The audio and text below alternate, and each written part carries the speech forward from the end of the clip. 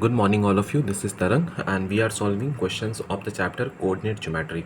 Okay, so today we are going to start midpoint theorem.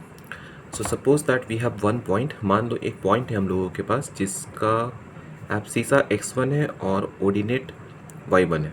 Okay, और इस point का नाम a है. और यहाँ से एक दूसरा पॉइंट है ये b, जिसका कोऑर्डिनेट से x2 y2.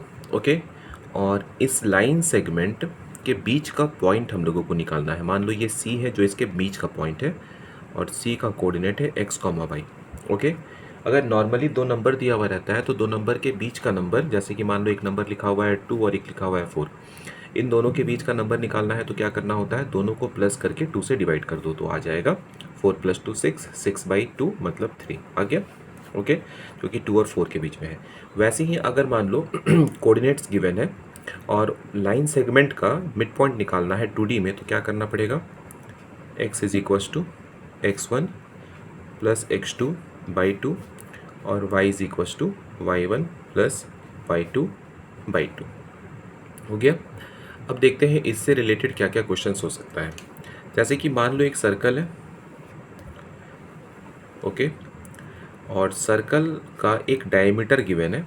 ये डायमीटर है, डायमीटर का नाम ए बी है. डायमीटर का एंड पॉइंट्स पता है. मान लो ए दिया हुआ है 5,6 और बी दिया हुआ है 6,9.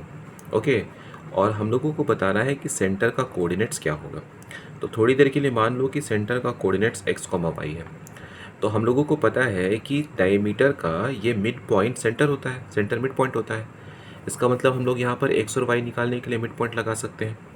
तो x = क्या हो जाएगा, 5 + 6/2. इसका मतलब हो गया 11/2. अगर y की बात की जाए तो फॉर्मूला के अकॉर्डिंग क्या लिखोगे, y1 + y2/2, मतलब दोनों y को प्लस करके 2 से डिवाइड करना है. तो 6 + 9, 6 + 9/2. तो 6 + 9 हो गया 15/2. इसका मतलब जो सेंटर है वो हो गया 11/2, 15/2. ठीक है, बढ़ते हैं नेक्स्ट क्वेश्चन की तरफ. So next question is find fourth vertex of parallelogram in which 3 vertices are. First है -1, 0, सेकंड है 3, 1 और थर्ड है 2, 2. ओके, सबसे पहले क्या करो, एक पैरालेलोग्राम बना लो. ये देखो बन गया एक पैरालेलोग्राम. ओके, इसका नेमिंग कर लो. मान लो यहाँ पर A है, ये B है, ये C है और ये D है. ओके, तो A क्या दिया हुआ है, -1, 0. B क्या दिया हुआ है, 3, 1. कंटिन्यू ऑर्डर में लिखना. C क्या लिखा हुआ है, 2, 2. और ये D मान लो x, y है जो कि नहीं पता है, कैलकुलेट करना है. ओके, पैरेललोग्राम का एक प्रॉपर्टी याद होगा, diagonals of a parallelo bisect each other. ठीक है, तो ये हो गया पहला डायगोनल और ये हो गया दूसरा डायगोनल, और मान लो ये O है. ओके, तो ये जो O है ना, AC का भी मिड पॉइंट है और जो O है ये BD का भी मिड पॉइंट है. ओके, अगर थोड़ी देर के लिए मान लिया जाए कि इस O का कोऑर्डिनेट्स ए बी है तो क्या हम लोग ए बी फाइंड कर सकते हैं, बिल्कुल कर सकते हैं, क्योंकि यहाँ पर ए और सी दोनों गिवन है. ओके, तो a = क्या हो जाएगा, a = हो जाएगा -1 + 2, -1 + 2/2. करना क्या होता है, दोनों x को प्लस करके 2 से डिवाइड करना होता है. ओके, तो ये हो जाएगा -1 + 2 मतलब 1/2. ओके, अगर b की बात की जाए तो b क्या होगा, दोनों y को प्लस करो, मतलब 0 + 2, 0 + 2/2 मतलब ये हो गया 2/2. 2/2 1 होता है. ओके, a और b निकल गया. अब इस a और b का यूज़ इधर से भी तो किया जा सकता है. इसका मतलब है कि अगर हम लोग x + 3/2 करेंगे तो क्या मिलेगा, a मिलेगा.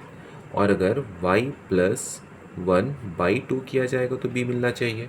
मतलब x + 3/2 किया जाए तो a मिले और y + 1/2 किया जाए तो b मिलना चाहिए.